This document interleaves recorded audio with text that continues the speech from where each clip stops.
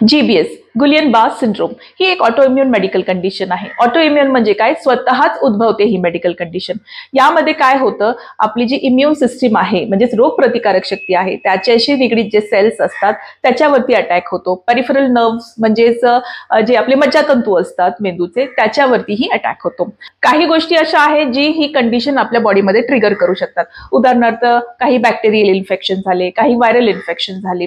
GBS ची सुरुवातीची लक्षणं म्हणजे सिम्पटम्स काय आहेत बघूया। घशामध्ये दुखणे किंवा एखादी खाण्यापिण्याची वस्तू खाताना गिळताना त्रास होणे, श्वसनाचा त्रास होणे, ब्रीदिंग प्रॉब्लेम्स ज्याला म्हणतात, पायांना सेन्सेशन न राहणे, पायांना मुंग्या येणे किंवा पायांमध्ये खूप पेन होणं, मसल्समध्ये पेन होणं, ब्रीदिंगला प्रॉब्लेम होणं, थकवा, हे सगळे ह्याचे सुरुवातीचे लक्षणं आहेत। आता GBS कसा टाळावा? GBS टाळण्यासाठी आपल्याला बॅक्टेरियल व्हायरल इन्फेक्शन्स टाळायचे आहेत।